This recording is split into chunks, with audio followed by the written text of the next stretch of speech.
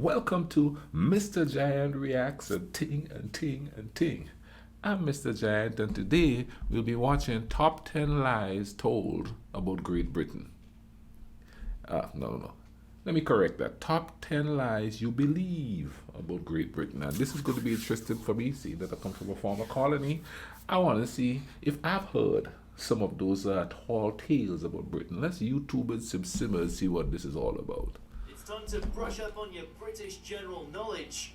I'm Ashley with Watch Mojo UK, and today we're counting down our picks for the top 10 lies you believe about Britain. Before we begin, we publish new content every day, so be sure to subscribe to our channel and ring the bell to get notified about our latest videos. For this list, we're setting straight those misconceptions you've always believed about this country. Number 10, all swans are property of the Queen. I never heard that. To believe that all swans belong to the Queen, and therefore harming them or eating them is a big no-no.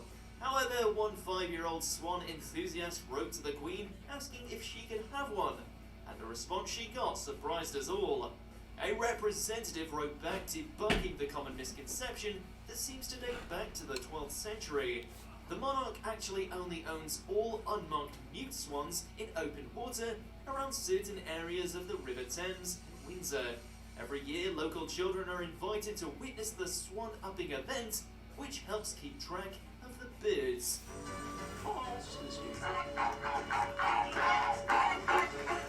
Number 9, London is buried under fog. Fog everywhere. So begins Charles Dickens' Bleak House, and yet somehow the reputation has stuck even to this day.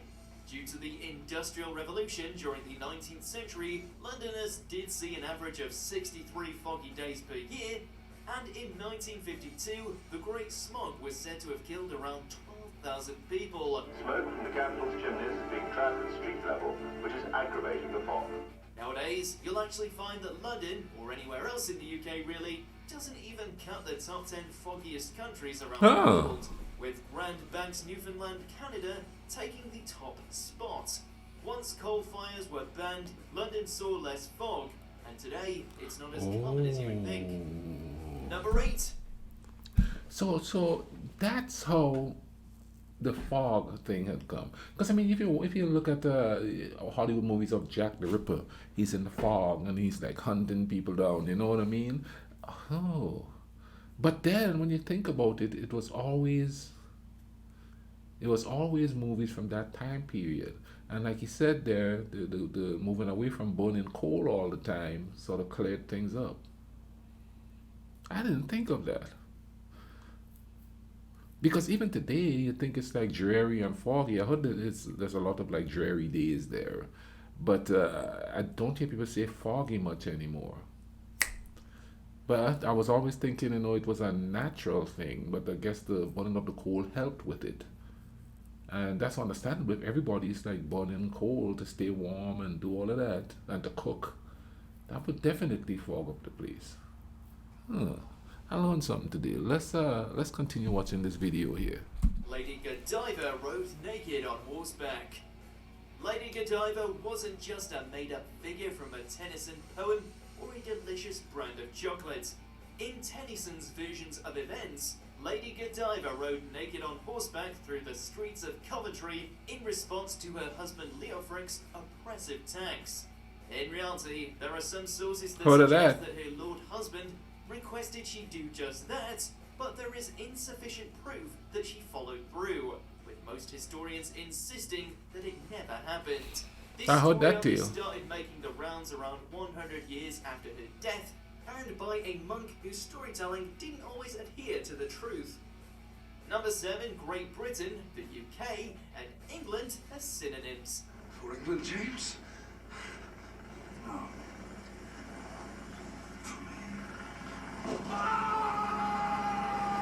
Getting this wrong is a surefire way to make enemies across the UK. Just try asking a Scot what part of England they're from. Go ahead, we dare ya. Great Britain is an island made up of England, Scotland and Wales. Great Britain and Northern Ireland together make up the United Kingdom, Emphasis Oh. on the northern, yes, that's another border you don't want to mix up.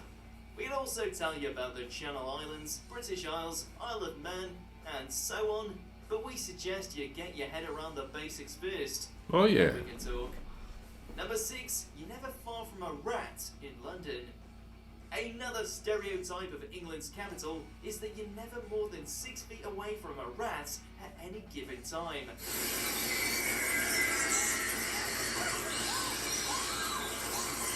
Now, London is approximately 1,572 kilometres squared, and there are around 10.5 million rats in the UK. You do the maths. It's possible that a former Minister of Agriculture invented this little rumour to promote hygiene in homes, which makes you wonder just how bad things must have been. According to Dr. Dave Cowan, the truth is that you're more likely to be around 50 metres away from a rat at any time. Sounds a lot less disgusting now, right?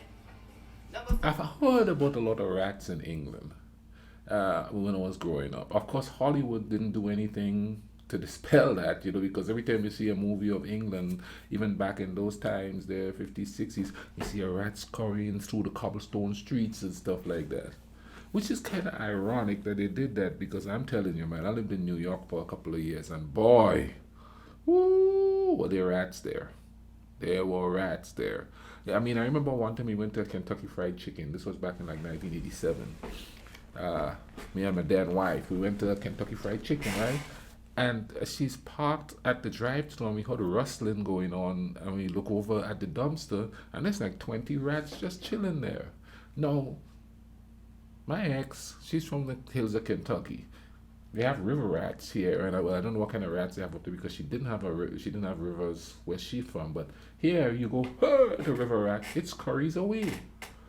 So she like leans on the window and go, the rats, and the rats just look up at her, and then went back eating their scraps. It's like, what's wrong with this bus? They must be a tourist or something. I didn't see very many rats on the subway. I don't remember seeing, you see in movies, you see rats scurrying down the stairs, down into the subway and stuff like that. I didn't, that's the only time I saw rats, is at dumpsters and stuff like that, So, hey, they gotta eat, so they scavenge it, you understand what I see? Let's get back to this video here. 5, Richard III is a bad guy. Chances are, if you grew up in the UK, you were taught about the villainous Richard III, who walked around with a limp and had a hunchback. History tells us that he was this terrible geezer who stole the throne from his brother, locked his nephews in a tower, and ultimately had them killed.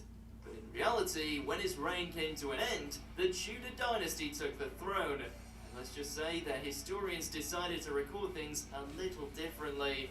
Shakespeare may have played his part in this retelling of events too.